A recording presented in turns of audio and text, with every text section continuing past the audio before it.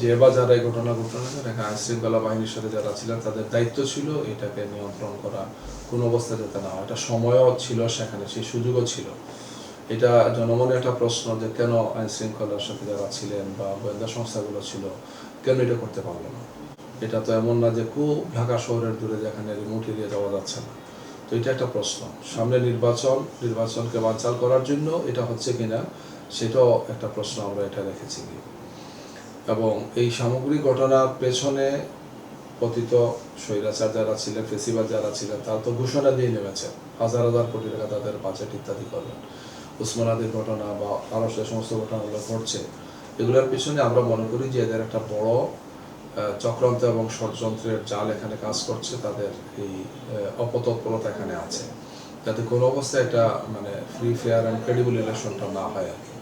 আমাদের পক্ষ থেকে আমাদের অবস্থান সবসময় অত্যন্ত দৃঢ় আছে যে আমরা গণমাধ্যমের স্বাধীনতা সহ যাতে কোনো অবস্থায় এক্ষেত্রে কোনো চক্রান্ত ষড়যন্ত্র কেউ সফল না হতে পারে, আমরা সবসময় এটার পাশে দাঁড়াবো ইনশাল্লাহ। এটা আমরা বলেছি, গতকালকেও তারা আমাকে দাওয়াত দিয়েছিলাম, আমরা সেখানে কথাগুলো বলেছি গিয়ে।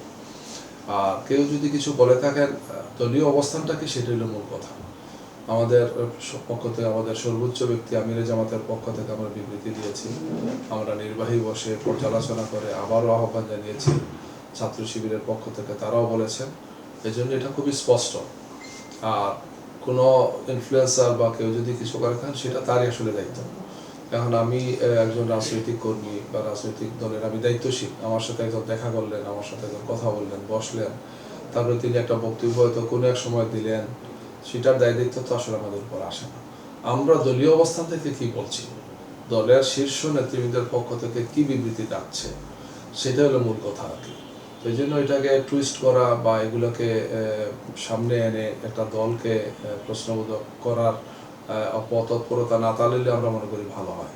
অতীতে ফেসিবাদের সাথে যারা ছিলেন তারা আসলে এই সমস্তগুলোই কাজ তারা করেছেন।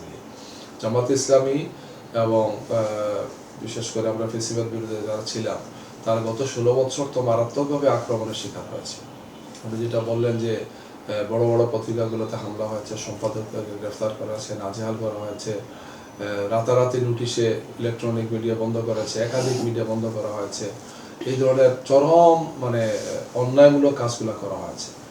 আমরা এখনো মনে করি যে এই কাজটা অতীতে অন্যায় ছিল, এখনো যদি কেউ করেন তাইলেও তিনি অন্যায় করছেন। এটা কোনো অবস্থায় মেনে নেওয়া যায় না।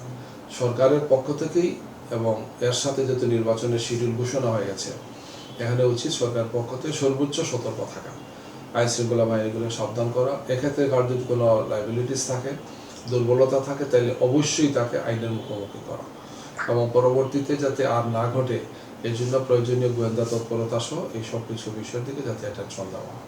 আমাদের অবস্থানটা সবসময় গণমাধ্যমের পক্ষে আছে, পক্ষে থাকবে।